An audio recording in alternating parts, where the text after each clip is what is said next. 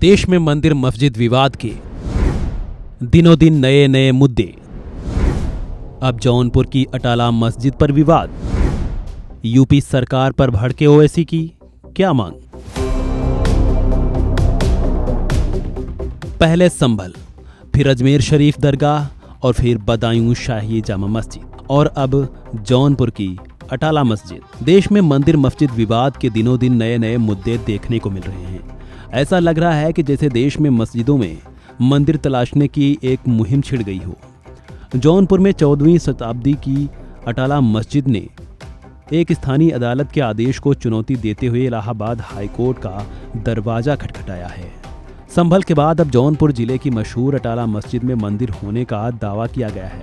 अटाला मस्जिद में मंदिर होने का दावा करते हुए स्वराज वाहिनी एसोसिएशन ने जौनपुर कोर्ट में मुकदमा दायर किया।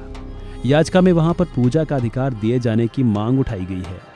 इस मामले के सामने आने के बाद फिर एक बार एएमआईएम चीफ असदुद्दीन ओवैसी का गुस्सा फूट पड़ा है। ओवैसी ने हिंदू संगठनों को निशाने पर लेते हुए यूपी की योगी सरकार को भी जमकर निशाने पर लिया है। भारत के लोगों को इतिहास के उन झगड़ों में धकेला जा रहा है जहां उनका कोई अस्तित्व नहीं था।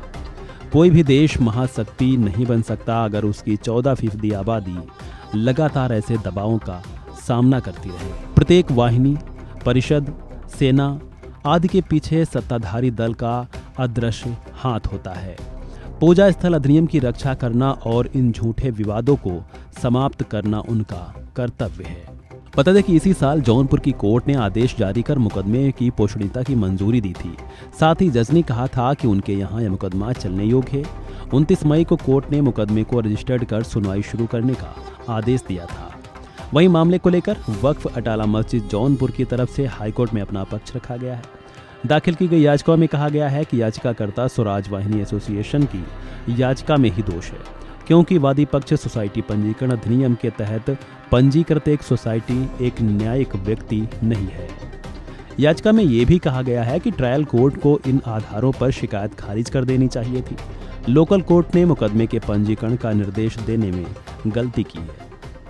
इसके अलावा वक्फ अटाला मस्जिद का यह भी तर्क है कि विचाराधीन संपत्ति को एक मस्जिद के रूप में पंजीकृत किया गया है और 1398 में इसके निर्माण के बाद से लगातार इसका उपयोग भी होता रहा है और मुस्लिम समुदाय जुमा की नमाज सहित नियमित प्रार्थना भी करता है। इसलिए ऐसा कोई आधार ही नहीं बनता है। बहरहाल मामले को लेकर 9 दिसंबर को इलाहाबाद हाईकोर्ट में सुनवाई है। देखना होगा कोर्ट इस मामले को कैसे लेता है। फिलहाल इस वीडियो में इतना ही। खबरों से जुड़े अपडेट्स के लिए बने रहें वन इंडिया हिंदी के साथ।